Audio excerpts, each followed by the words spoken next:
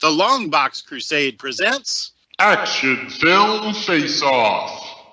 This episode, it's 1997 versus 2001. Two films enter. One film leaves. Two men enter. One man leaves. Two men enter. One man leaves. Two men enter. One man leaves. Two men enter. One man leaves. But it ain't about how hard you hit. It's about how hard you can get hit and keep moving forward. How much you can take and keep moving forward. That's how winning is done. Now, if you know what you're worth, then go out and get what you're worth. But you got to be willing to take the hit. Welcome back to Action Film Face-Off, the show where two random years are selected. My brother brought an action film from one of those random years. I brought one from the other random years. These two films are going to do battle using a variety of criteria, and the champion's going to be crowned by the end of the episode. I am Jared Albrecht, the Death Probe. My co-host is my brother Jason, the Weasel Skull. We are both military combat veterans who take our action seriously, but not too seriously. So we are about to have some fun. Jason, here we go again with two Jasons on the show. Jason Albrecht. We'll get to our guest in a minute. Hint, his name is Jason as well. Jason, I believe we have us a regular episode here. Nothing too fancy, no retro rewind. I feel like I saw both of these well before we ever did this action film face-off. Are we in Standardsville here, my friend? I feel like I'm kind of in strange territory because although I've seen both films, I realized I never saw the opening about 15 minutes of Double Team. I stepped in, I must have been in the barracks or something, and I stepped in when he's in the bathtub training to escape the island. So I never saw the part up to that. So it's a tenth of a blind fire, maybe? Okay, so just a little bit of it. I got you. Yeah. I got you. No, well, it's business as usual for me. I saw these back in the day when they came out. In fact, in 97, I was working at the movie theater. So I saw that one, for free, working at theater. And then 2001, it was moonlighting at the movie theater, so I also saw that one for free. But anyways, what are we going to do with all this stuff, Jason? Oh, man. We are going to score each of today's films on a scale of 1 through 10 in 5 categories. What are those categories, you ask? Well, I always answer, it's the story. It's the overall spectacle. It's the best action scene. It's the hero, and it's the villain, and it's not in that order. So you got to pay attention. You got to be sharp. Got that right. And then we will have the deduction round where up to 10 points can be subtracted from the film's total for whatever we determine is the low point of the movie. Thank you, Jason Albrecht. Let me introduce our sniper because, we haven't had enough dang Jasons on the show. We had Jason Keene on 2 episodes ago, right? And now we are joined by our good friend of the network and prolific and wonderful children's author, middle school age books, if I remember correctly. It is Mr. Jason R. Lady. Welcome to Action Film Face-Off, Jason. Thanks. It's great to be here.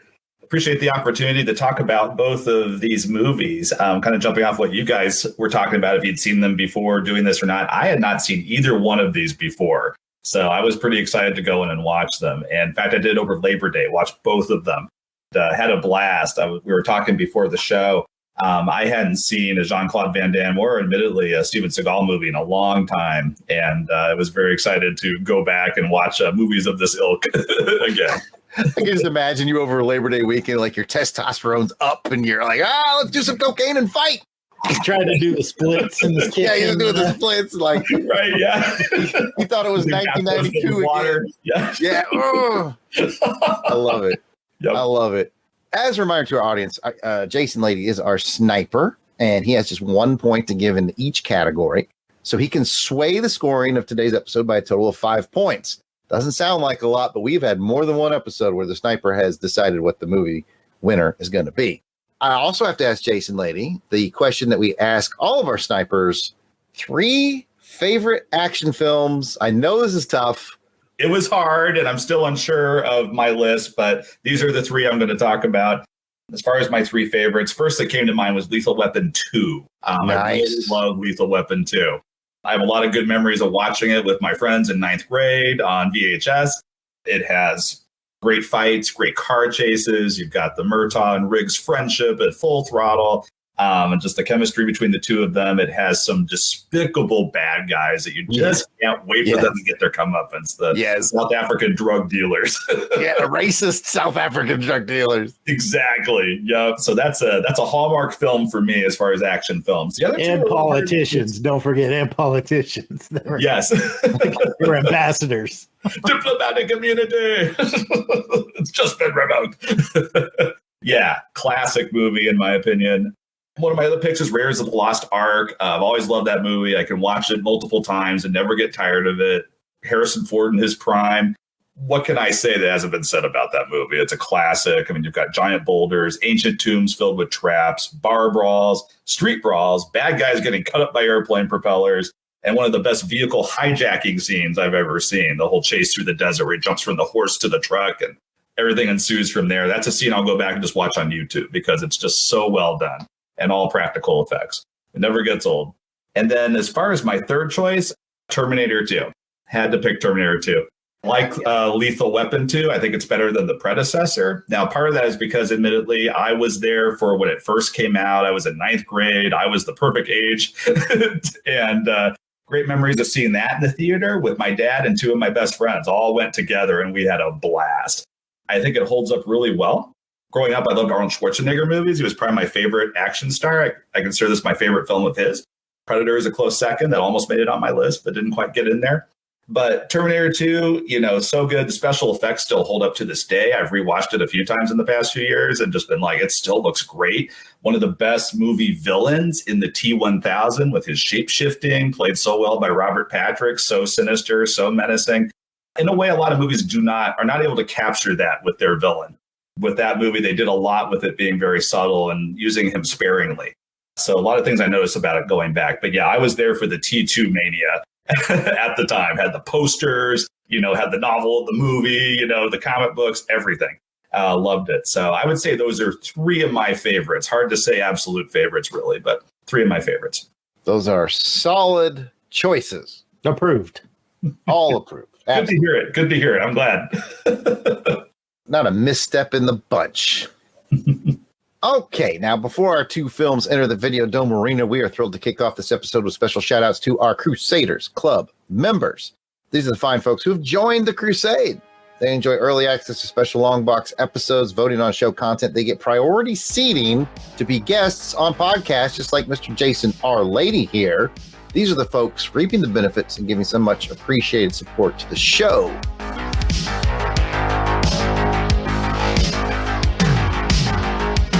And Helica Wolf. Hello. Auburn Elvis. Blast it or stash it. Braxton Underwood. Clinton Robinson. Captain Entropy. Dave Collins, that old battle wagon. Battle wagon. Ezra Gallo. Gary V. Gerald Green. Jason Keene. Jason Lady. Meow, meow, meow, meow. Appreciate it.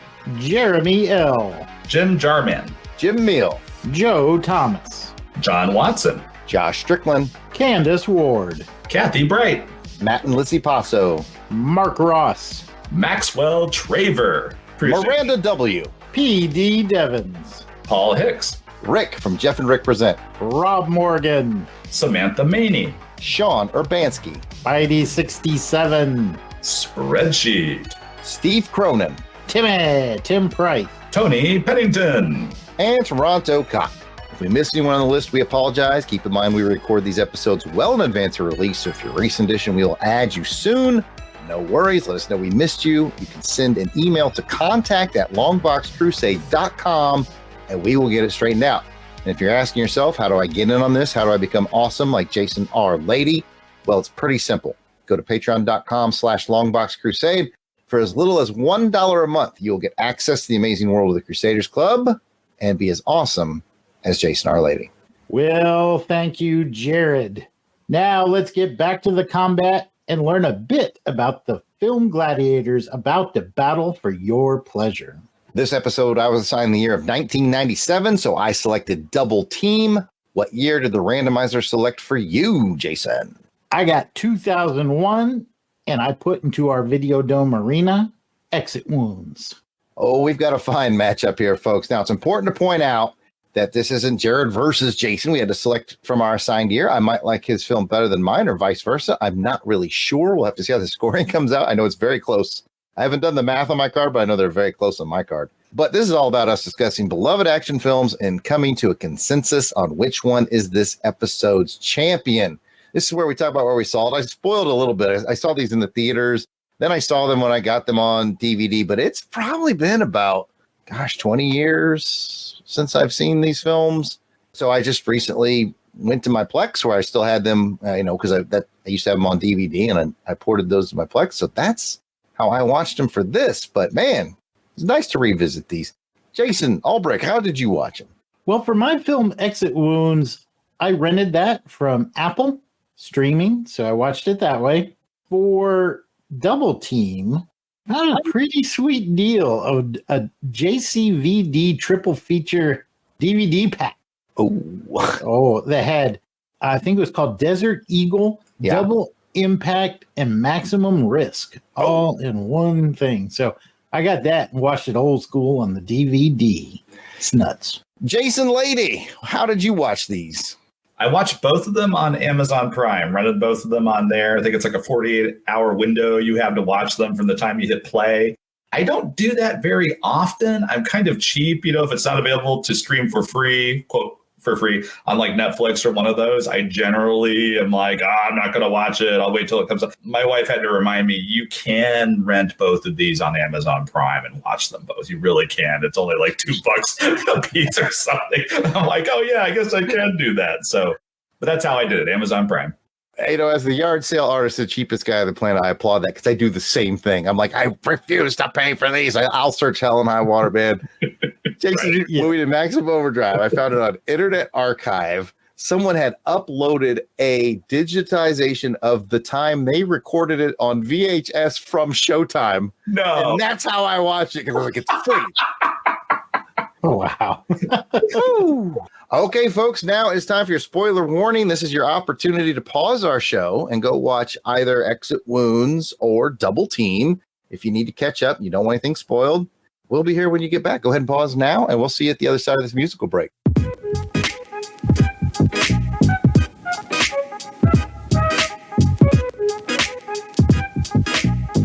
Okay, everybody, let me jump in with some quick info on 1997's Double Team. Cut him in, Bravo. He's the nation's top counter-terrorist. Delta One, you're good to go. But on his final mission, Negative. It's not him. he missed the target. Now, there's only one man who can put him back in the game. Whoa, I bet that hurt. That hurt. I need merchandise. The best. Sorry, I'm closer tonight. You're open now. A world-class arms dealer Did you open that? Yeah. with a flair for destruction. I don't know, man. I look at you, I see nothing but trouble. What the hell? I kind of like trouble. Their styles are different, very different. Offense gets the glory. But defense wins the game. But against an international conspiracy, I need a partner. I'm the man, baby. they'll be at each other's side Yeah! I know! Oh! and in each other's face. It's me. Jack's coming. Take care of business. They have no idea what they're up against.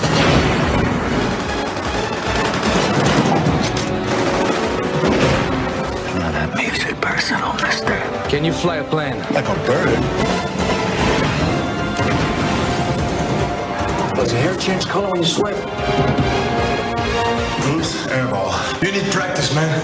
I'll never miss twice, brother. Jean-Claude Van Damme, Dennis Rodman.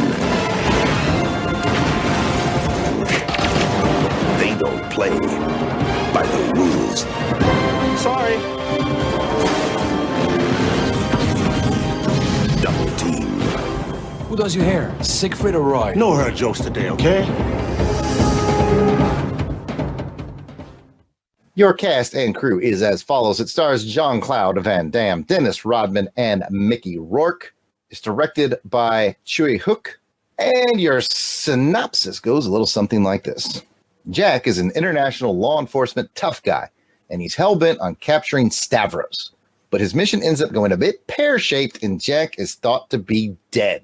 In reality, he's been taken to an island think tank / prison where many presumed dead agents now live, and they advise governments on anti-terrorism operations. Jack will have to escape the island, get some help from his offbeat arms dealer friend Yaz, and finally settle the score with Stavros. Your trivia goes a little something like this. And I very intentionally made this the first trivia nugget.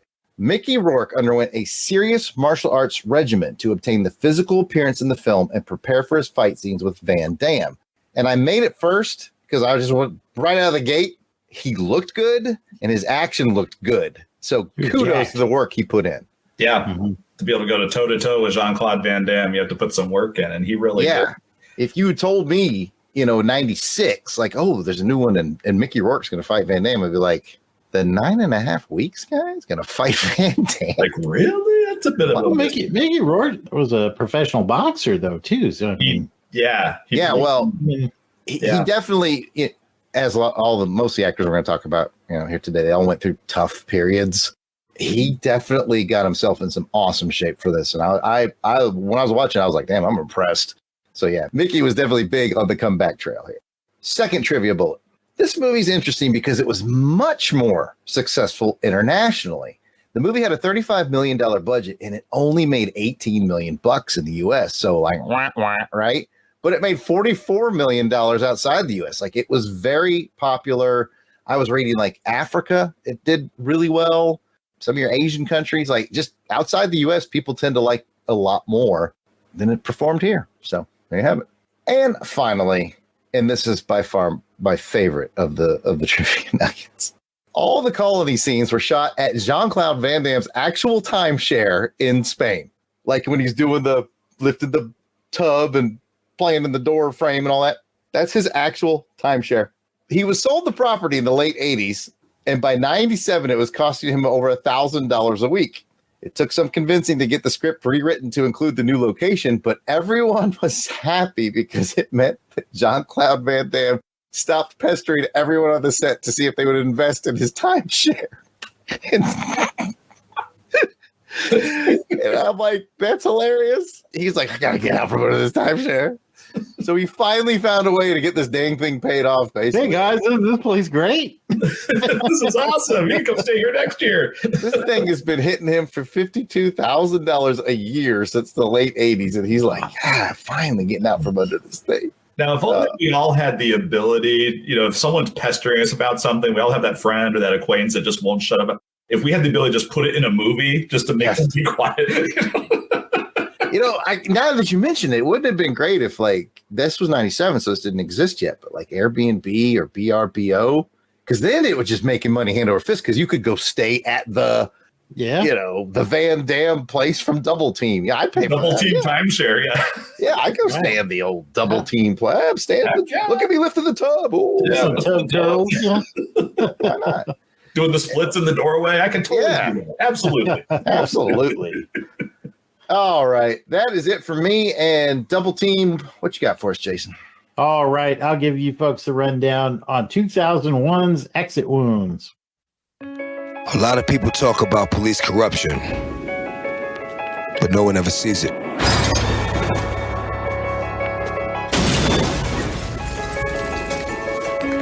This was taken from the property vault just a few minutes ago. Our guys inside said it took about 50 kilos of heroin. Whew. Someone's having a big party tonight. Stolen drugs, crooked cops. The price is $5 million. I think that's a nice round figure. You in? Makes you think. Are all cops bad? I don't think so.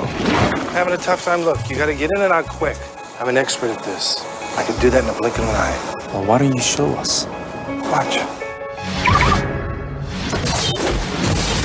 Sometimes things aren't what they seem. Yo, this is it. The cheapest car we have here is $75,000. I suggest you get started on the paperwork. Sometimes you have to go undercover. Used to work for internal affairs. But of all the people around you, how'd you know who you could trust? To bring justice to the law. They're all dirty, but I need your help to prove it. Promise that I would always be my brother's keeper. keep my promises. Sometimes you have to walk in the darkness to bring the truth to light.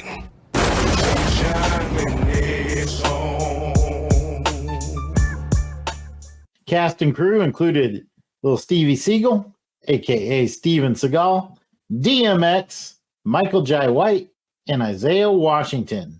And I did not look up ahead of time how to pronounce this director's name. So I'm going to say it was directed by Andrzej Bartkowiak. Nailed it, I'm sure. Got it? Legit, totally legit. Yep. That looks like someone was busting out the game of Scrabble and dropped the box. That's right.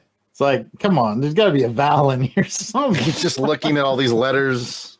Well, the synopsis goes something like this. Old Orrin Boyd is a good cop with anger issues.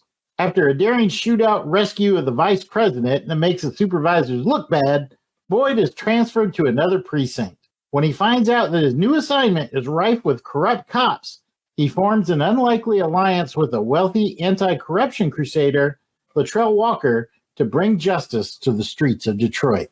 My trivia nuggets go something like this. Number one, this was actually Steven Seagal's biggest box opening of his career, and I hope he enjoyed it because it was the last film to have a wide theatrical release. Seagal and White did not choreograph the fight scene in their final fight in advance. Instead, they ad-libbed it during the production, which I thought looked pretty cool. Well, and finally, the opening action scene with the shootout on the bridge was taken from the script for the proposed but never produced Lethal Weapon 5. All right, now that we have the basics on today's contestants. Ladies and gentlemen, Test your might. Let's get ready to rumble! Fight. It's a street fight. Okay, we're about to mix it up. Before we do that, let me remind you of Match Game. We have 5 categories, 2 films. My brother Jason's not seen my scores. I have not seen his scores. We could match up to 10 possible times. And I think as of last episode, didn't we actually match 10 times last episode? I think so. Episodes? I think I think it was last. Yeah. So anyway, place your bets. How many times out of 10 are my brother Jason and I going to match scores? Speaking of scores, let's get your barometer set. 5 is average. 5 is middle of the road. 5 means it's okay. It's decent. Does its job well. You'd see it in a made-for-TV movie that you kind of like. 6, 7, 8, 9, 10. That's good quality stuff. 4, 3, 2, 1. Things to work on. All right. Everything's set. Round 1 is the story. Put the knife away and shut your mouth. How engaging is your story? How original is your story? We will start.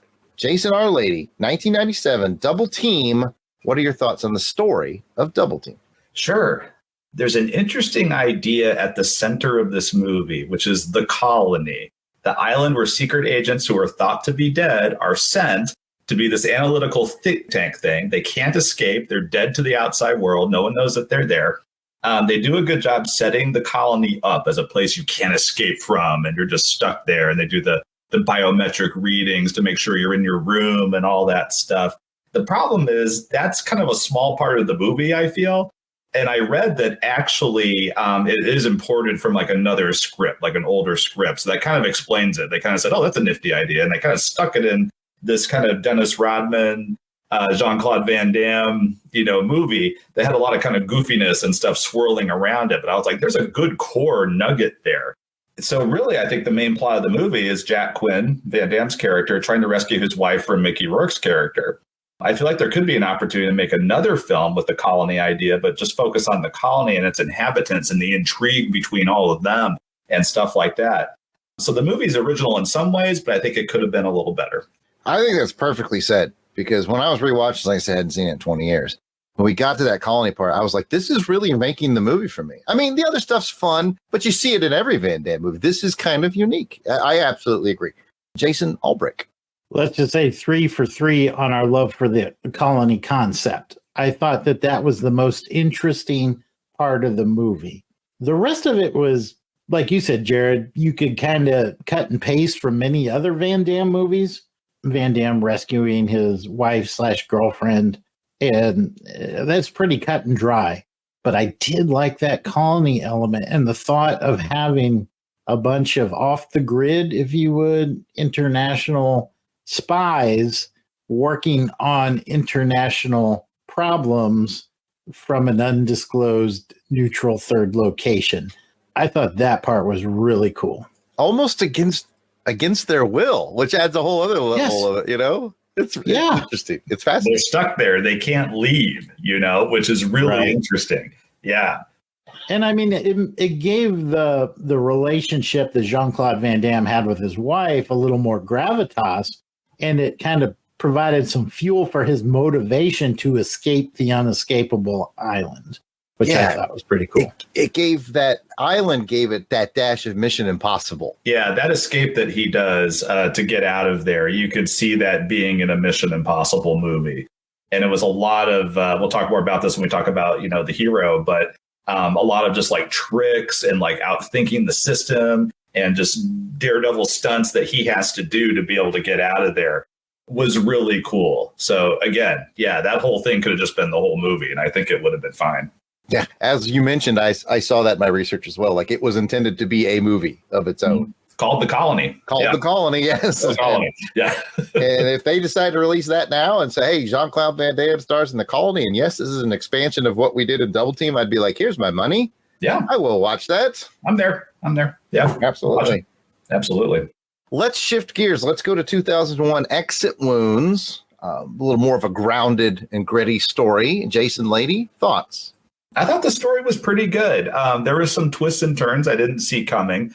Really, the big one I didn't see coming was DMX and Anthony Anderson actually being good guys and actually trying to take down the corrupt cops. I kind of took them at face value for being, just criminals up to some kind of scheme. Really, actually, genuinely surprised by that. And the whole twist where DMX's character is actually an anti-corruption crusader, basically. And he had been working for a while and putting on this persona and this act of being like a drug kingpin. I thought that was really well done. That was interesting. It at least surprised me. I grew to like both of them as the movie went on. At first, I was like, oh, they're bad guys and you're not supposed to like them and they're doing things you don't care for. Then I was like, oh, these two are actually pretty cool. I do like them. I think where the movie fell down was the twist of which cops were corrupt and which ones weren't. Because it's supposed to be this big aha gasp moment when Bruce McGill's character, who's Van Damme's old boss, and Michael Jai White's character are revealed to be, they're corrupt. Oh my gosh. And it's like, those guys have barely been in the movie for 5 minutes. This is supposed to be like meaningful. It's supposed to be impactful. I didn't really think that it was, unfortunately. So it would have carried more weight if those guys had been in the movie more. They'd gained the trust of Steven Seagal's character. Maybe you showed more of them mentoring him and working with him and stuff like that. And he's like bonding with them. Then you would have had that sense of betrayal and all that. Like, oh no. But as it was, a terrible waste of two good actors, too. I really like Bruce McGill as a character actor and Michael Jai White. I'll talk more about it later. But I think he's a great action star. And they could have just done so much more with both of them, I feel. Man, I'll tell you what. Now, I know I got to let Jason talk, but because it's a well-documented fact that I'm a Michael Jai White fanboy, documented that I want to hug him, just embrace him. When he was revealed as the villain, I was like, why are you doing this to me? I like you so much. I know. I don't like this. It was painful. Get myself cleaned up. Weasel Skull, what do you think? Excellent. Yeah, this one was definitely the grittier of our two films. Seagal, he's obviously kind of back for his last hurrah, and he does a pretty good job. I think, and we'll talk a little bit about it more in Spectacle, I think that they kind of made some missteps with some of the action scenes and choreography. But as far as the story part of it goes, I think he did a really good job of being a almost burned out cop that's, still at his core is trying to uphold the law. And he's obviously burned a lot of bridges with the brass. He's kind of on his last legs. I like the relationship with his new boss, former Internal Affairs, and she kind of knows she's sniffing around herself.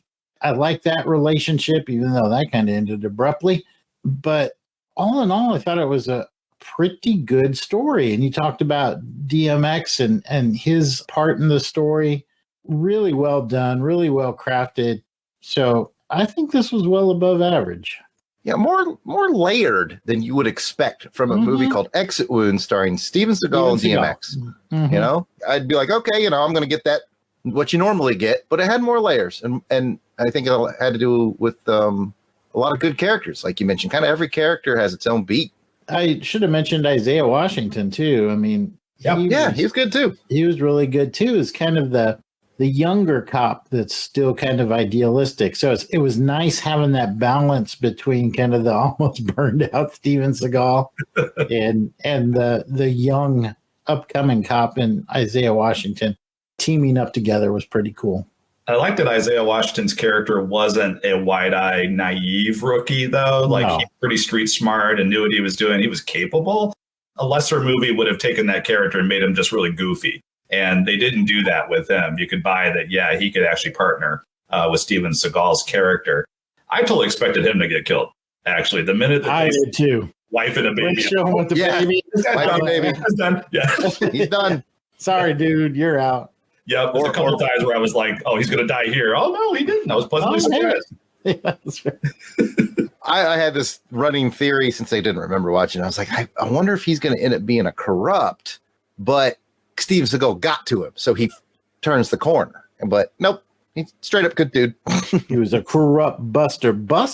That's right. Anyways, nothing left to do but score these. Let's go back to 1997 on a scale of 1 to 10.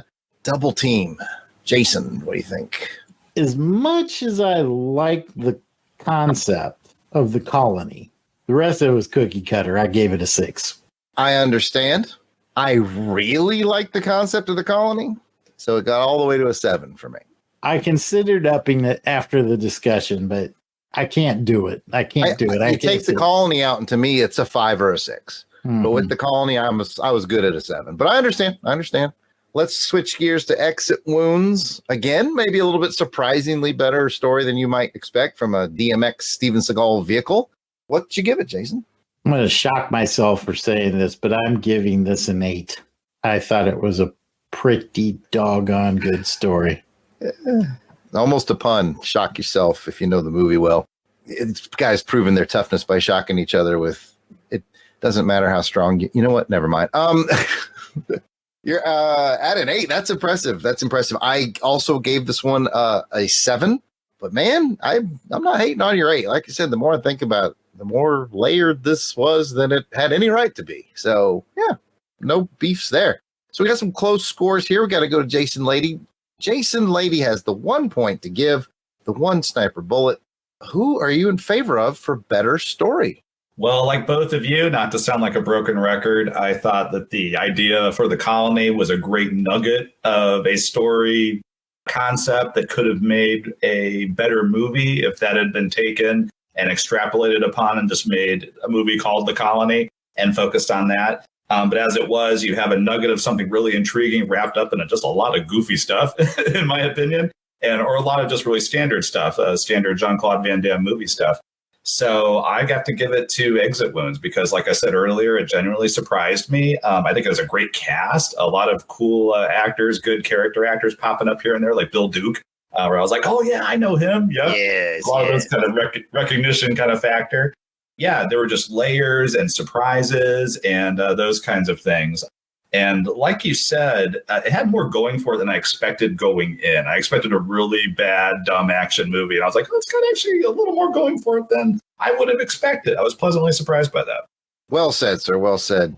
The one factor we didn't talk about that I do want to mention, that once they got away from the colony and Double Team, I did like the fact that they send someone from the colony to go handle the business. I like that too. It's like a shark in the water. You never know what that guy who's following him around, what's his name, Goldsmith, I think. Goldsmith, yep. Alex Goldsmith. Yeah. You're like, what is he going to do? Is he a good dude? Is he a bad dude? Like, it's that shark in the water that's always there, and I did appreciate that. It did keep you guessing.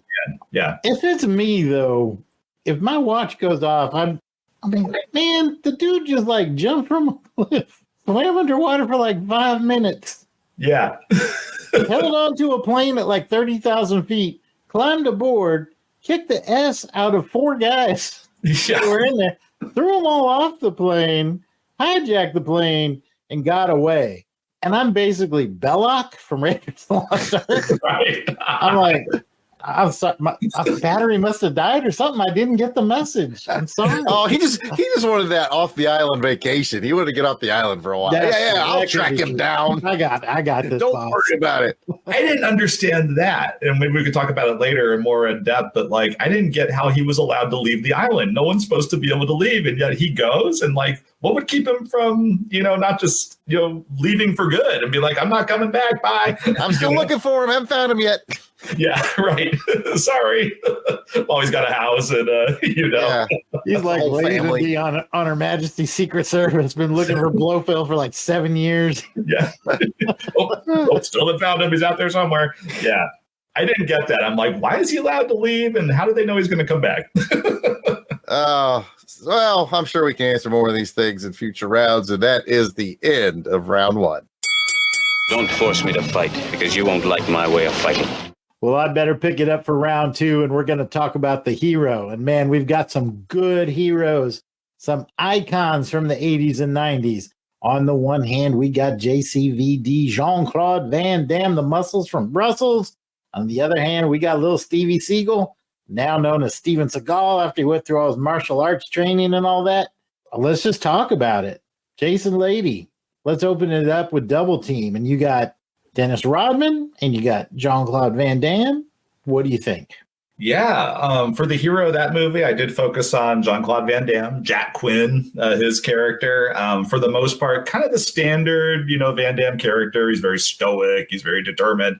He does a good job, the character and the actor, selling that determination and that desperation to like get out of there and go rescue his wife. I was actually kind of feeling it like, oh yeah, he's really worried. He did a nice job there.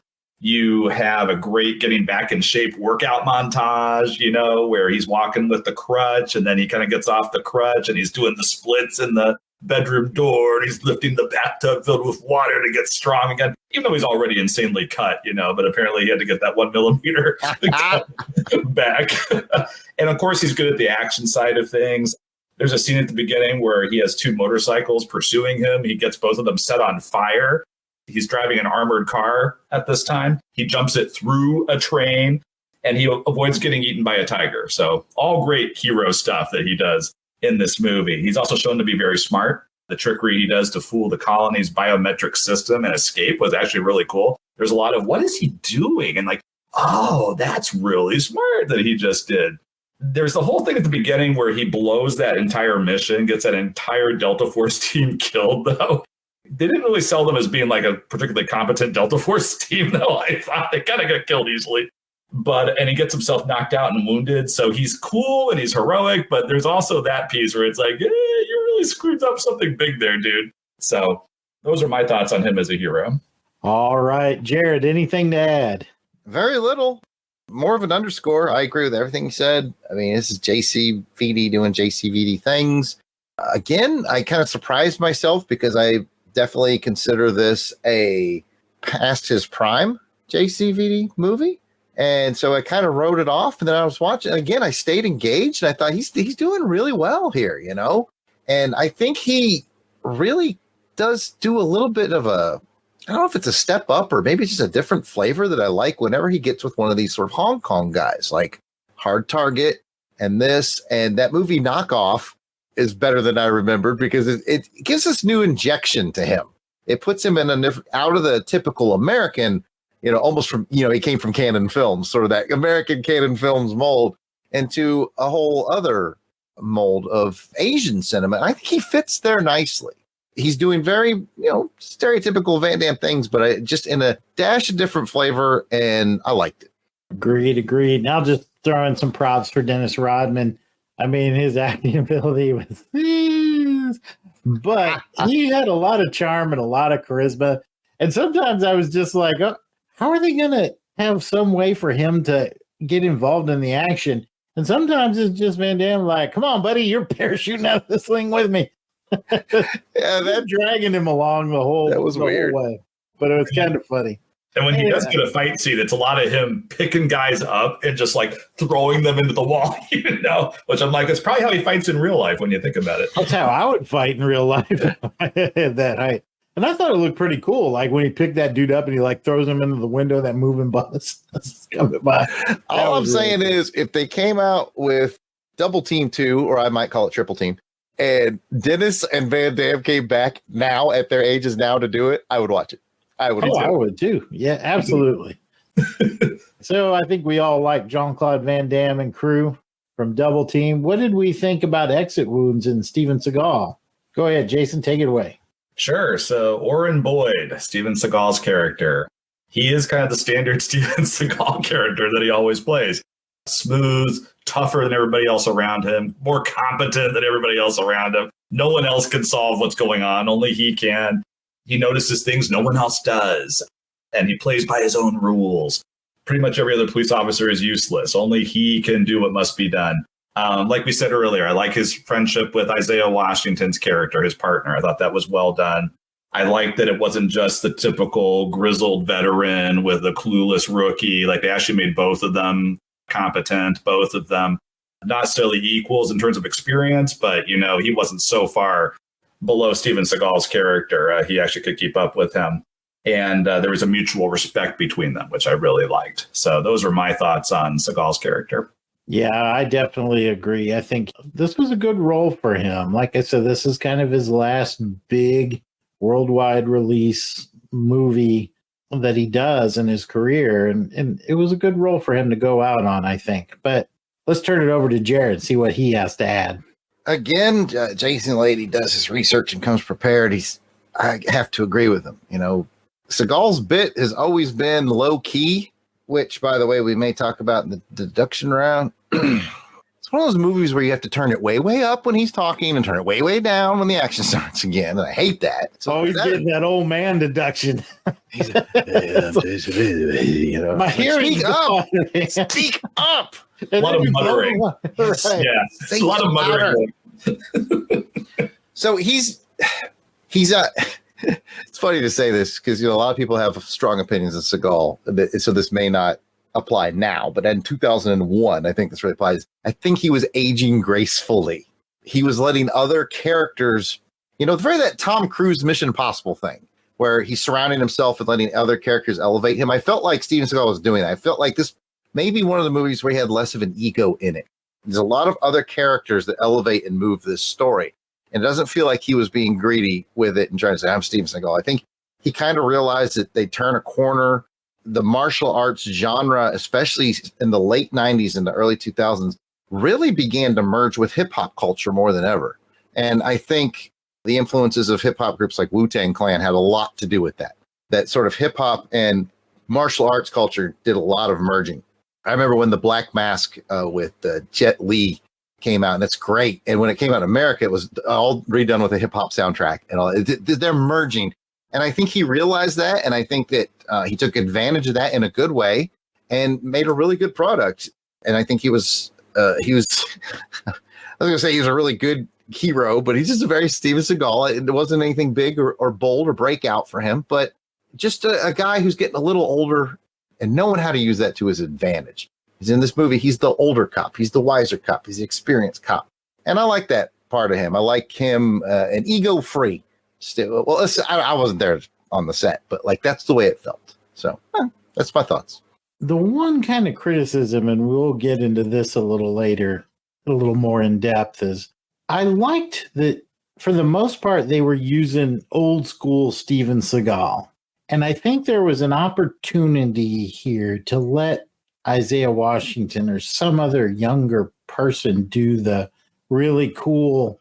There were a couple places in there where they were trying to do the really cool Asian martial arts kind of crazy spin kicks that they tried to have it appear as though Steven Seagal did it. And it's just like, that ain't Steven Seagal.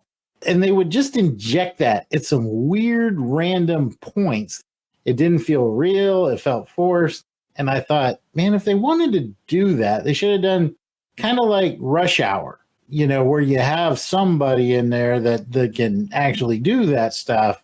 And then you have the buddy that has his own fighting style. So I don't know. That was my one little criticism. But I agree. Those were very weird moments that take you out of the movie when they force that. Yeah. That more Asian flavor. Like some wire work happening. Yeah, the wire work stuff. And yeah, let him do what he's always done. You know, that fast contact, breaking joints, using leverage. And he was doing that well in the movie. He was doing Steven Seagal well. I mean, he had gotten himself into shape. Yeah. Well, I've rambled on. I won't beat the dead horse anymore. Let's just roll it up and score them. All right, Jared. What did you give Van Damme / Rodman in Double Team? I put him at a solid 7. I enjoyed them both. They make a unique pair.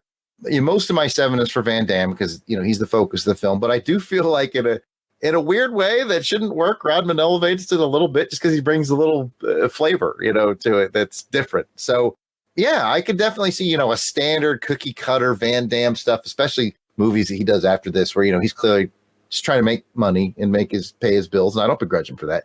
That's probably Van Damme at a 6 or so, but this I thought was a cut above. Give him a 7.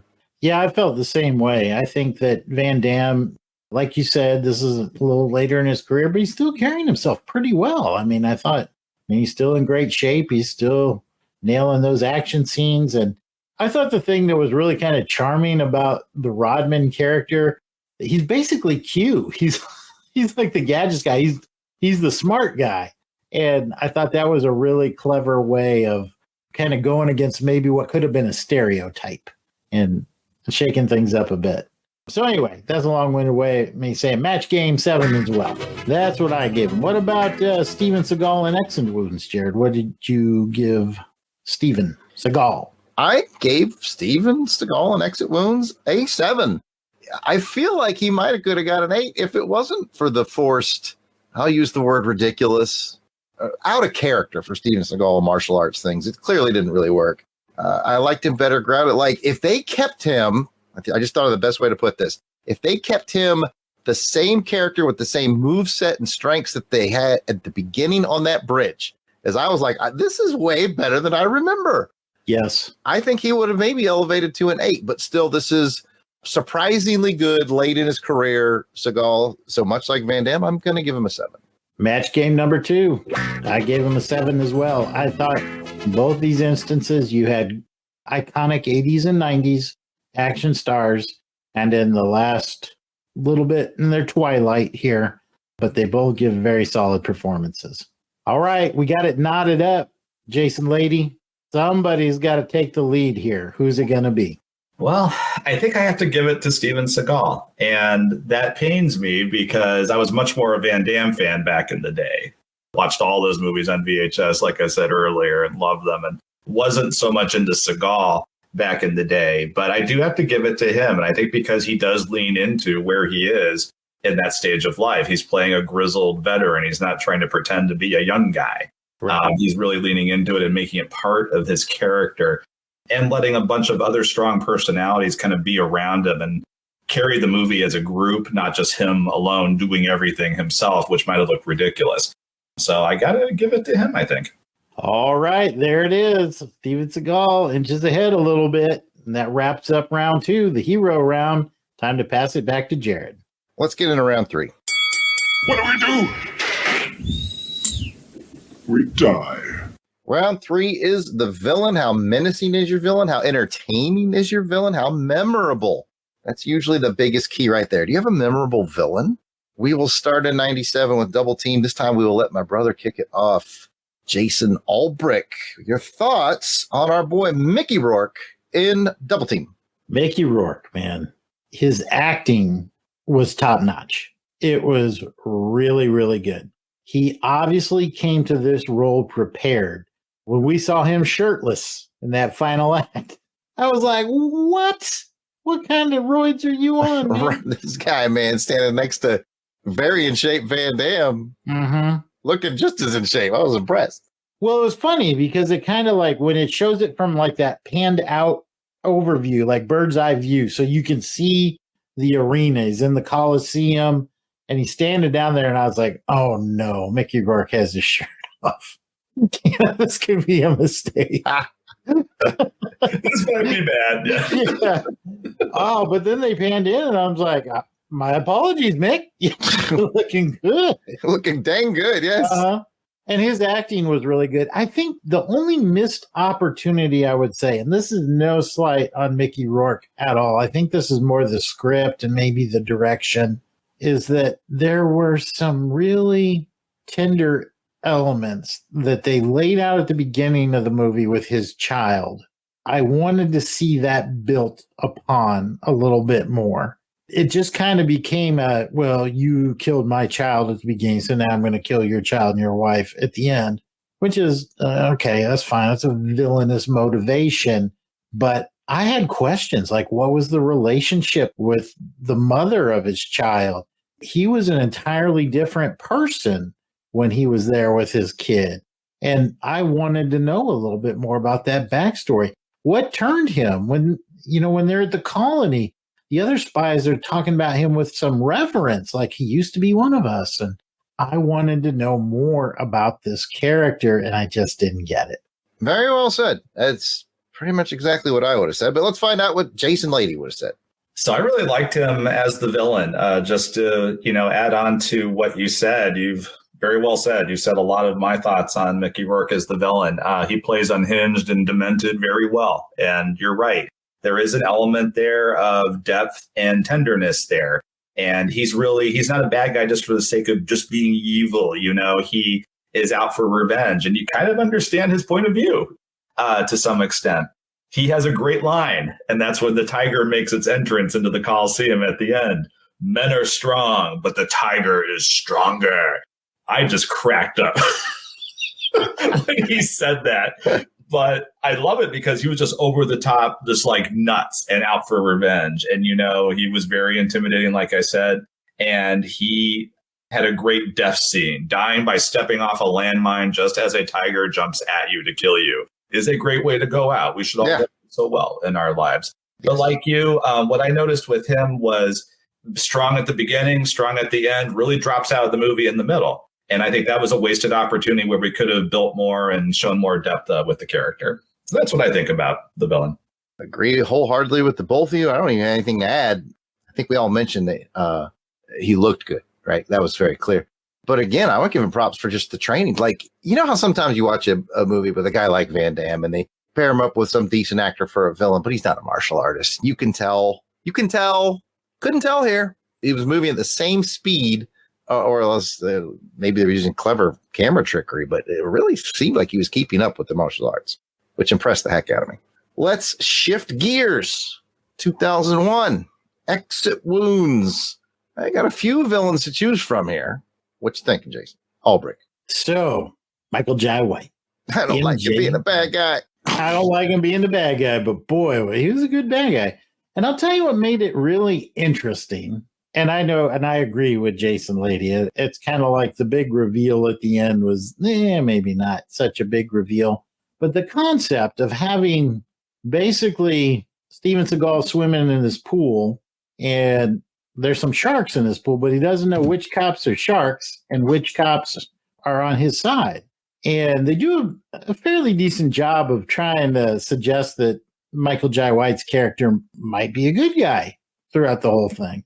And, when it turns out at the end, and it's kind of like, it's not going to be, because who's Steven Seagal going to fight then? Like, the big cops look pretty much, already, he gets killed at the end too, but it's got to be Michael Jai White versus Steven Seagal at the end. It's got to be. So there's maybe not much of a surprise there, but Michael Jai White plays the character well. You don't really know until the big reveal at the end.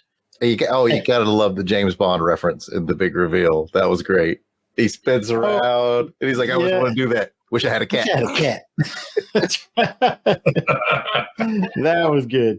And then let's just talk about the physicality. We recently did Blood and Bone film with Michael Jai White. And this guy is it's still incredible to me how a man that big can move that fast and be that flexible. Did you see him do that flying splits up over he did flying splits up over Steven Seagal's head? That's just crazy. So yeah, the physicality of it, like when we were kind of criticizing Steven Seagal, like them trying to portray it like he's a little more capable than he is. They should have done some more with Michael Jai White, because that guy is really capable of doing some amazing martial arts action scenes. And I want to give him a big hug too, so he'll get a good score from me. Yeah, to me the biggest difference, and I know I got to go to Jason Lady, but it's on my mind right now. Biggest difference, I just gave a lot of kudos to Mickey Rourke for being able to keep up with Van Damme, right? The challenge here is Michael Jai White, especially at this point in his career, is, I don't speak out of turn, but I feel like he's a much faster, stronger martial artist than Seagal is at this point. So you had to dial him down, and that's the only part that makes me sad. But let's let Jason Lady weigh in. Yeah, I don't have too much to add. You're echoing everything that I thought about him, and I said a lot of my thoughts earlier. I would have liked him to have been, severely outclassing Seagal at the end there, just beating the crap out of him. Seagal wins by just the skin of his teeth, Some sort of like veteran experience. Yeah. Pulls out a trick or something this guy wouldn't know and just takes him down in one fell swoop. But yeah, it's just not enough of Michael Jai White. Like after the movie was over, I'm like, wait, that was it? Like that was all they had of him? Really? I'm like, he's just underutilized. There's not too much I can add to what you already said. He's got tons of charisma. He can play good or evil. He's got the physicality for it. I would like for him to have been a confidant, a mentor, a supervisor, something, or even the partner of Seagal's character, because that reveal and that heel turn that he does would have been so much more meaningful. And then at the end, it would have been a bit more of a cathartic grudge match these two are having. Now, all that said, I really like the sword fight, really fabric cutter fight. Like when the two of them rip those things off the side of the table and just start sword fighting each other, I was just like, yeah, I was there for that. I was there for it. I feel like I got my money's worth with just that fight alone. Excellent. All right, let's score these guys. Let's go back to 1997. Weasel Skull, Mickey Rourke, 1 to 10. I'm giving him a 7. He was a strong character. He could have gone further for me if they'd fleshed him out a little bit more. Match game. Makes me wonder, maybe what his availability was. Maybe he only had a certain amount of time to shoot scenes. I don't know. Could have definitely used 1 or 2 inserts, like you said, when he was on the island to see how he's dealing with the loss of his child, his wife. Could have gone a long way. All right, let's go to 2001. Exit Wounds. Michael Jai White, the really tall, big, strong guy, the Weasley cop that we all hated from the beginning. They're all mixed up into this score. What do you got, Weasel Skull? I don't care about any of them. Michael Jai White gets an 8 because he's Michael Jai White. End of story. Rest my case. All right. I gave him a 7. I wish, like we all talked about, I wish there was more of him. He could have easily got an 8, a 9. I do too, but it's Michael Jai White, so he gets an 8. Rest my case. I can't believe you just out Michael Jai White fanboyed me. That's hurts deep inside, but I have to go with what I wrote down. Can't cheat the people who are betting on Match Game. Vegas odds are on how much we're going to Match Game right now. I can't cheat those folks. All right, Jason R. Lady, is your fandom of Michael Jai White going to win the day, or are you going to tip the cap to Mickey Rourke and his amazing physique? I'm going to tip it to Mickey Rourke because I think a decade from now, which one am I going to remember? I'm going to remember the madman with the pet tiger chasing Jean-Claude Van Damme around with no shirt on. Like, I'm going to remember that, I think, more so than Michael Jai White. No offense to his performance at all. But yeah, it just wasn't enough of him, like I already said. So Mickey Rourke, again, his character could have been fleshed out more, but he was just this over-the-top madman at the end of that movie, and I really appreciate that in a villain. That is fun. That is fun. All right, that is the end of round 3. Nobody's bitch. Well, we're going to take it into round 4, and round 4 is the spectacle. And when we talk spectacle, we're talking about fight choreography. We're talking about the effects. We're talking about stunts. We're talking about those things like the soundtrack, the score, the cinematography, all that good stuff. Everything that makes a great movie great. Let's switch it up here, and let's pass it over to Jared to talk about the spectacle for Double Team. All right. This is a Choi Hook, still pronouncing that right, I hope, film, and, spectacle is what he does. That's what a lot of these, John Woos and those kind of guys do. They do spectacle films. They make spectacle out of things that have no business being spectacle. You know, it's like a guy putting on a jacket. It's all like swoosh, you know, it's a boof and all this. Yeah, it's all tight by tie, you know, all that stuff. And it shows here. It's not super extreme here. I mean, I think he's a little dialed back into an American release, even though, as we learned, it did much better outside of the U.S. But it still has that every scene has good lighting. Every camera movement is energetic. These are the Hong Kong film directors where we mention their names a lot, but we don't often, although I think we have on this podcast, talk about the crew and the cameramen and women back there that are literally sprinting with cameras and jumping through things to get shots. And like, it shows. Spectacle to me oftentimes is all about how engaging it is. Am I going to pick up my phone and check my ex Twitter or whatnot? No, I watched it front to back. I usually have a big ear for the music. I don't remember a ton of it from this. I remember it being quite serviceable. Nothing really left out as super memorable to me, unless I'm forgetting something.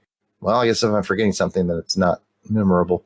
Anyways, very engaging just with camera work, lighting, the stunts. I mean, these guys are all in on the stunts, right? So super engaging film. Yeah, I think if I had to sum it up in one word, I'd say energy. And you nailed it. It's energy from the top down. Yep. From the folks on the camera to the folks behind the camera. But at any rate, I don't want to steal Jason Lady's thunder, so let's hear what he has to say. Sure. I thought overall the spectacle was good. A lot of crazy visuals in that movie, the fight in the Coliseum. I was impressed with all the shots of the tiger. Like, there's a couple where I'm like, it really seems like that actor is right there with that tiger. And they did some camera trickery, too, to make that work, to make that believable. I thought some of the action scenes got a little repetitive. There was lots of broken glass. This fight choreographer loved themselves some broken glass and also loved themselves people getting thrown through double doors. There's lots of sets of double doors throughout the movie and lots of guys just getting thrown through them, which looks really cool. But after about the 17th time, I'm kind of like, can you show me something else, you know? But, for 1997, some of the stuff looked really good. Like I said, with the tiger and also Van Damme hanging off the back of the airplane. Some of it looked a little dodgy, but I was like, considering when it was made, not bad. One thing I will say about the sound, there was something up with Dennis Rodman's dialogue. And I don't know if it's just the version of it that I watched, but it seemed like a lot of his dialogue was pasted in post-production. It didn't seem like a quite match with his mouth, or like he's not looking at the camera and you hear like him talking, but it seemed like something that was just completely disassociated from that area that they're in. Like it was just like put in, and it almost seemed like they had to re-record all his dialogue later and kind of plug it all in. And that kind of took me out of the movie a little bit. I was like, there's some craftsmanship there that is a little lacking. But overall, I thought the movie looked pretty good despite those things. Yeah, you bring up a good point. I think with a lot of new actors, especially, I think a lot of them get redubbed and done in ADR more so than the experienced guys. And now that you mentioned it, I guess gave that a pass because I expected it. But you with the fresh eyes, that's a good catch. Well, there was a scene in there, too, when Dennis Rodman and Jean-Claude Van Damme first meet. He's in Dennis Rodman's weapons lab there at the club, and Dennis Rodman is shooting an automatic weapon. And they never show him holding the weapon or firing the weapon. They zoom in close up, and then you hear like the machine gun sound, and it's just his face close up, which led me to wonder, did they film that separately? He wasn't there available for that particular scene. So I'm wondering if there were some scheduling conflicts with Rodman's character throughout the film. I don't know. I'm speculating a bit, but there it is. All right, let's move. He had a piece of dialogue from him where his mouth doesn't move. He's facing the camera and just like that, but you hear his voice say something. I was just like, whoa! I see that every day. Yeah, there's something a little sketchy. Well, let's move it over to Exit Wounds and see what we thought about the spectacle there. Jared, take it away.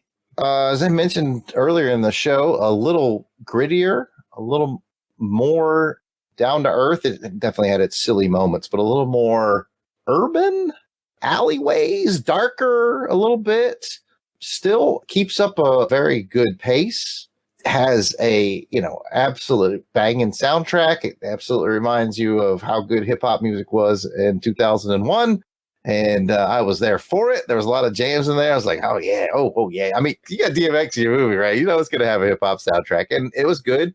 And another thing I noticed is while it was clearly urban and DMX and hip-hop soundtrack, they didn't use it for everything. There was other soundtrack moments, too, which I thought was good.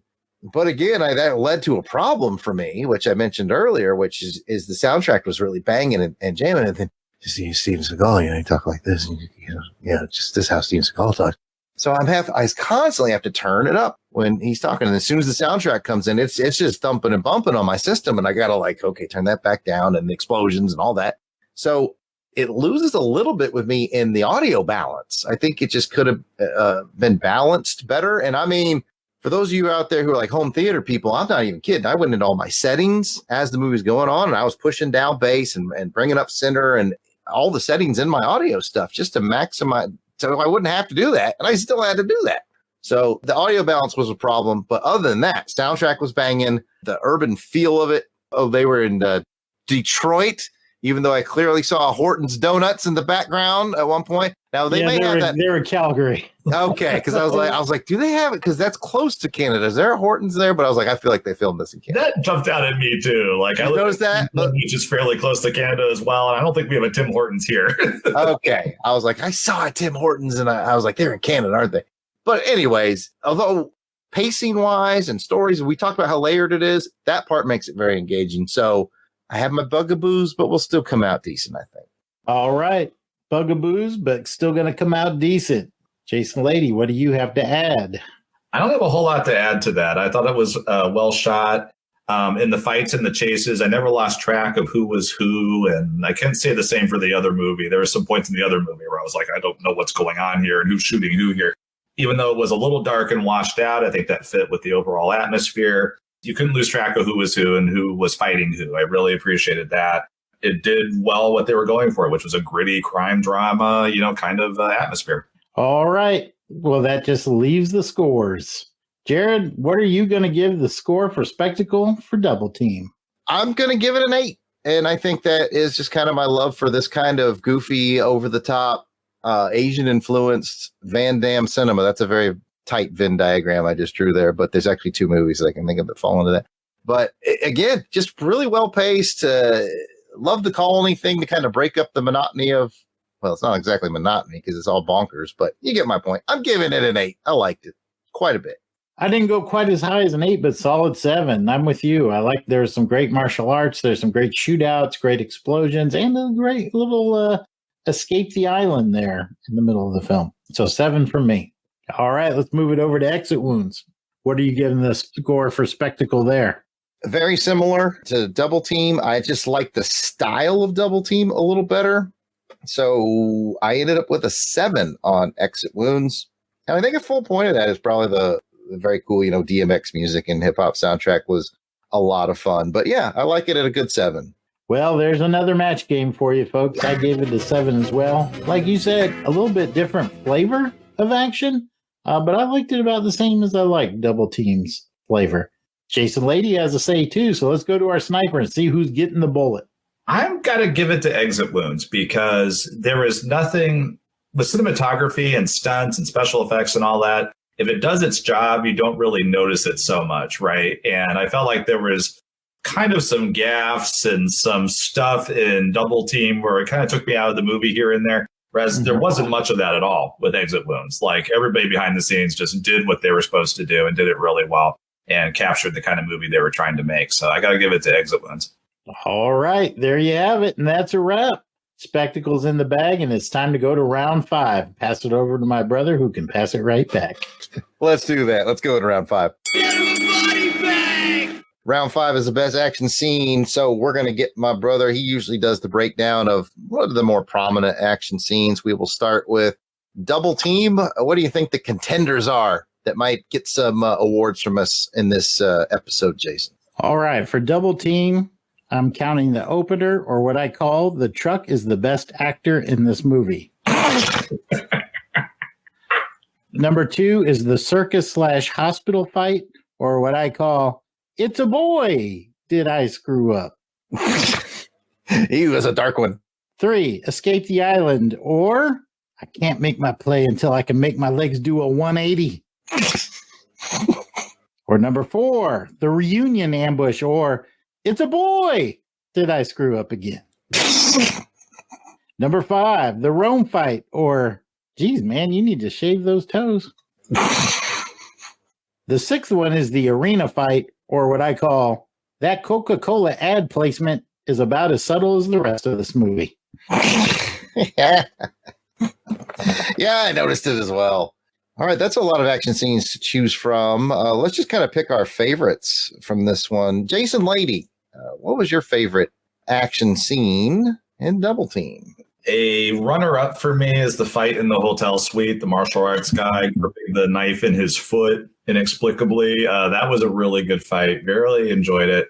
But you got to give it to the final battle. Final battle in the ancient Colosseum with landmines and a tiger chasing everybody around, capped off by surviving an explosion via the power of Coca-Cola product placement. So I had in my notes almost exactly what you had too. And the Mickey Rourke death scene, again, is a death scene for the ages. So I got to give it to the final battle in Double Team. All right. I kind of lean towards that mid-movie fight, too, at the hotel. The guy needs to cut his toenail. I really quite liked that one. I would love to give... You know what? I can do what I want on the show. I'm going to give it to the Mission Impossible style escape scene from the island. I was just so engaged. Like, it's not as energy-filled as the others with the martial arts and all that, but it is just engaging as heck. You know, at the end of the day, it doesn't matter because it's all about what we score it, but that's going to be my favorite. Jason Albrecht. I'm with you. My favorite action scene was the island escape. That one really did have a kind of a Mission Impossible flavor to it that was unique to the film that I enjoyed. Nice. Well, folks, we are just back from a couple of technical issues with the internet. And so if Jason sounds a little different, we are no quit here at Action Film Face Off. He has come in on his telephone to finish the episode. So, Jason, how about the action scenes of exit wounds? What are the highlights there, according to the Weasel Skull? Yeah, my internet had the audacity to crap out at the part everybody likes. I mean, everybody looking forward to these clever names I give these action scenes. The temerity. So 7 action scenes in Exit Wounds. First was the bridge fight, or as I called it, well, I didn't know he was a terrorist. I saw the earring, thought he was LAPD, and knew some stuff was going to go down. Ridiculous. Sorry if there's any LAPD fans out there. You know Toronto cops laughing, though, right? Second one is the punk fight when they're trying to break into his truck, or what I call stunt double, please. The ridiculous kick, the ridiculous. Yes, with the handstand windmill, whatever. The third one was kind of a long one, but it was that first Seagal DMX fight scene, or what I call he'll have to grill him later. Because he was handcuffed to the grill. Fourth scene was the club fight when they go to the club, or what I call check out this chain reaction. Yeah, because he used chains. I'm with you. I'm up to speed. All right. Fifth one, the van kidnapping /fight/escape, or what I call seatbelts for safety. The sixth one was the shootout /car chase with the lady cop boss, or what I called her story ended abruptly. Didn't it, though? It really did. I was like, oh, where was this going? Oh, nowhere. Nowhere. Right. And then finally, the final fight, but Black Dynamite, I sell drugs to the community. You won the day on the last one, I think. Jason Lady, lots to choose from. What was your favorite action scene in Exit Wounds? My favorite action scene from Exit Wounds was the fight inside the van, the moving van where Steven Seagal is handcuffed inside. He's still fighting the bad guys, even though he's handcuffed. You have random exploding cars for no reason. You have parked cars just getting wrecked.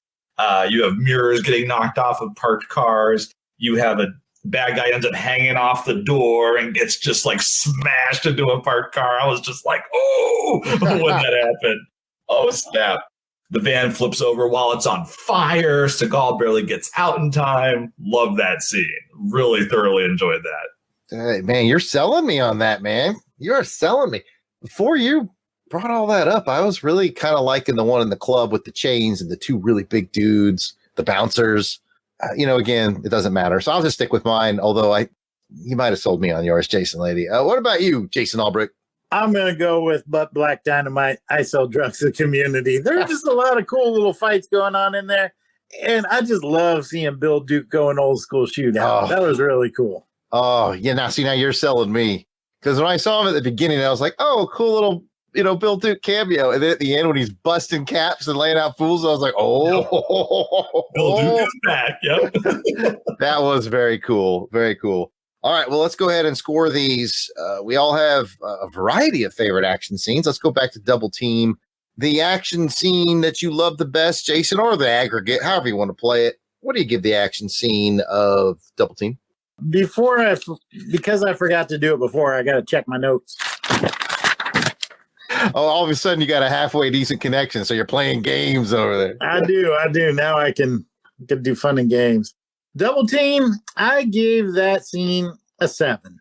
And we're close again. I think I'm just a little more in love with JCVD than I maybe should be. I'll talk to my counselor about it. But I gave that JCVD thing recently, so now you're... Yeah, that may be it. You got those rose-colored glasses on right now. Yeah, and he's in the news again for the Mortal Kombat game and all that. I don't know. I gave it an 8. I just really liked that escape scene. And I liked a lot of the other action in the film as well. So I think it's a very high energy action film. We talked about energy before. So I maybe I'm just in a better excitement about it. But anyways, let's go to Exit Wounds. You kind of like the very end, and I dug the club scene, and they're all really good. What do you think about that climactic scene that you picked on a 1 to 10 there, Weasel Skull? I liked it to a tune of a 7. I thought it was a pretty strong finish. Not the greatest in the world, but really good. And again, Bill Duke busting caps. Who doesn't love that? That is really good, actually. Match Game. I gave my scene a 7. It's one of those movies where I feel like I could give maybe every scene a 7. Like, they were all pretty good, and I liked them. At a tip of the cap, even though I didn't pick it, I really like that opener on the bridge. That wasn't really martial arts so much as just a really fun shootout. That was cool. Yeah, I almost picked that one.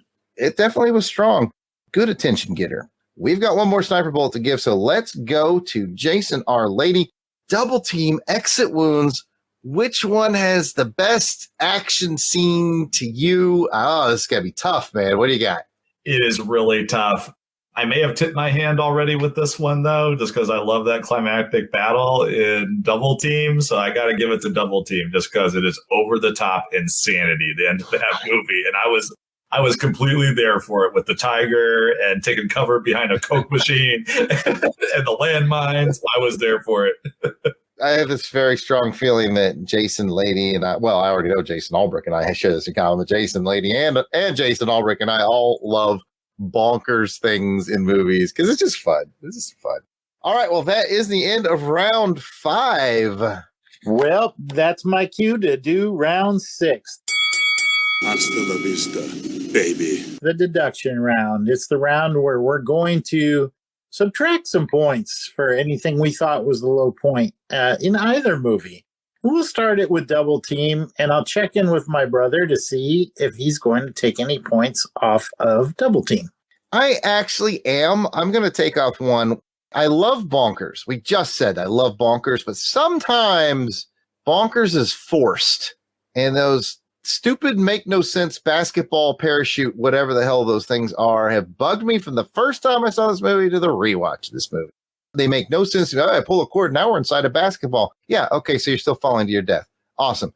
Like, I don't get it. It's like they just wanted to have basketballs in there because they had Dennis Rodman in there and it just felt forced, contrived. It made no sense. They never used them again. I believe that was a test mission. And you're like, oh, how are you going to use these? We don't. Why does that scene exist? So we can have basketballs in the movie. -1. Man, I didn't even think of that one, but you sold me on it. I am also taking one off for another reason. And this, I'm going back to my military experience. And man, those were anti-personnel mines that he had buried in there. Not many nukes. I mean, they just blew apart the Roman Colosseum. And that is nowhere near the power of those mines. I mean, it was ridiculous. and the firestorm with the Coke machines. At that point, I was just rolling my eyes. Got to take a point off for that. Coke machines? Are there Coke machines in this? I might have missed. There's one or two. Yeah. What about exit wounds? You take any points off of exit wounds? All right, here's the thing. I have in my notes -1 because of the bad audio balance. Like, I couldn't even fix it. I had to do that. I have -1 for that. But I have a +1, so it's going to come out clean. I think one of the most overlooked comedic moments of all of film history is when Steven Seagal shows up to the captain on her date. That guy gives him a little sass. He brushes him off. The guy goes like, I'll just go to the bathroom. I'll be back, and this will be all over. Something like that, right? And what does my boy do when he sits down? Starts eating his food, man. He ate that his dinner. Like it was nothing. I was dying. My sides hurt. I was laughing so hard. And it's subtle. It's not in your face. And it was just tears were rolling. I thought that is hilarious. So it gets a +1 for eating that dude's dinner. And it comes out clean. The -1 on the audio, +1 because that is just hilarious. I thought about taking one off for using the strap to cock the shotgun scene at the end. I don't think that would work. I'm not really qualified on shotgun, so I don't know for sure. I'd have to try it out, but my instincts are like, no, that's not going to work. Can you get enough work behind it to actually, Yeah, that's what I was thinking. I don't think you could. I think you throw that up there and then you slam that shotgun down your face. Right. And then the guy come and kill you, I think is what would really happen. But because I don't have direct experience with it, I'll let it lie. So no points deducted. Do me a favor. Don't try to get any experience. I'm not. I'm going to have Ethan do it. Okay. That sounds safer to me. Before we wrap it up, though, let's see if Jason Lady has any airing of grievances. For Double Team, when Van Damme's character does his Harrison Ford in The Fugitive dive off the cliff into the water to escape the colony, he's down in the water. Random scuba guy attacks him. I felt like I missed something. Like that was Stahl. That guy had been following him. That was the guy that was... He hated him by the pool. Yeah, he punched him in the face and said, "Oh, that guy's got a grudge against me." Yeah, that was Stahl that followed him in. I knew that was him. I didn't know that. I just didn't get, like, how did he know he was going to try and escape? How do you have time to get prepared and be in the water? How's he? That makes no sense. You're right. Lasers, because that's what happens to him. He gets cut up by the lasers. So why is he not worried about this? So that just I was just kind of like, what's going on here? So, and when you put it that way, you're right. It doesn't. Like, clearly, Stahl is the superior agent because he thought of everything that Van Damme thought of and was able to surprise. I got you underwater. I had to cut off my thumbprint so I could be here to stop you. It's a lot like the other guy being allowed to leave the island. Like, they set up all these firm rules for this is how the colony works, and then these two guys just break them, blatantly break them, and it's like, how? Why?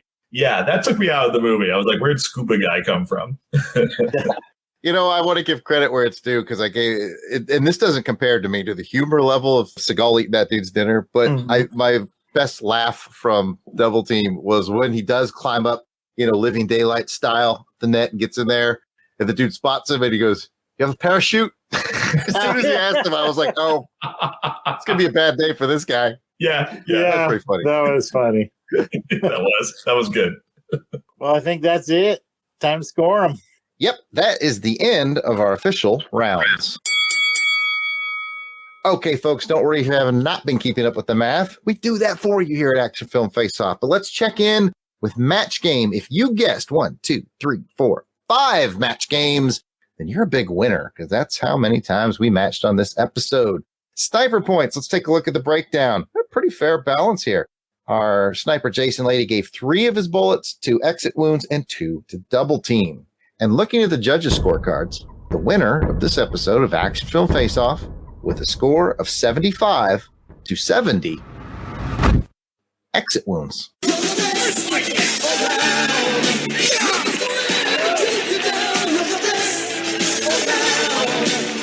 That was a tight one, but congratulations to exit wounds. Now it's time to move on over to the randomizer. I guess we should also mention that it's going to be a little special episode coming up because we've got the Halloween episode. So we got horror film face-off coming. But what years are we going to get? Well, my brother Jared will be pulling a film from... Choose your destiny.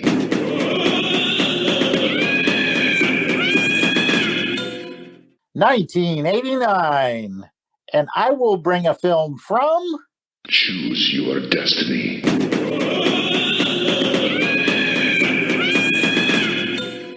1993.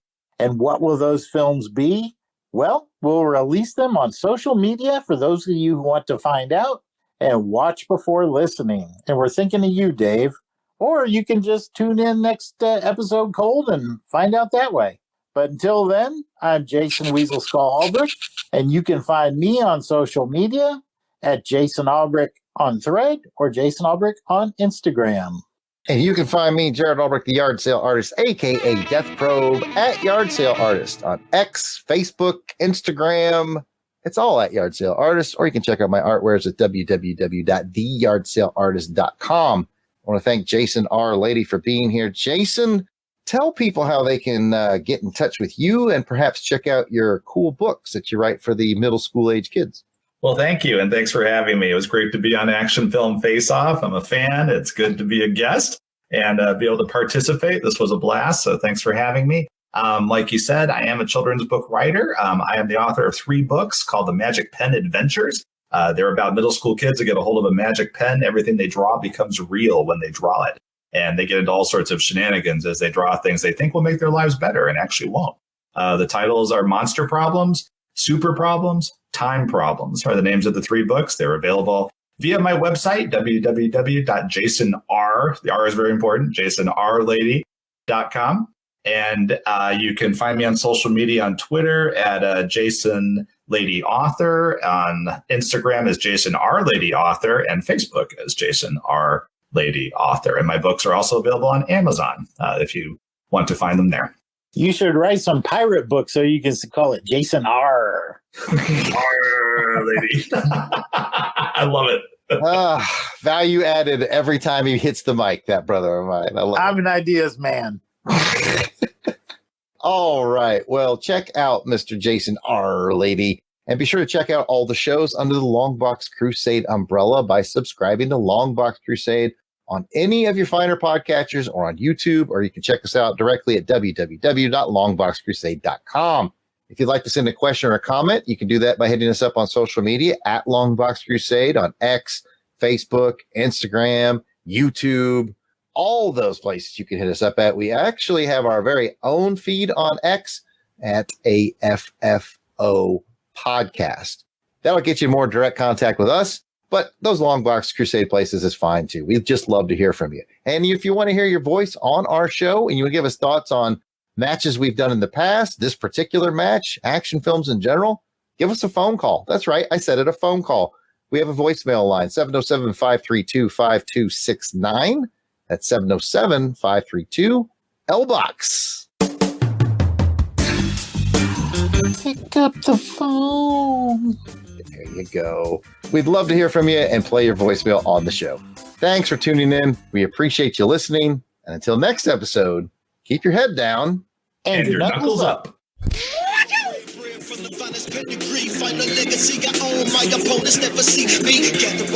The intro and outro theme to this show and all of our Action Film Face-Off shows are done by musical genius Joe November. Check out his SoundCloud at JOSEFLIN99. You will not regret it.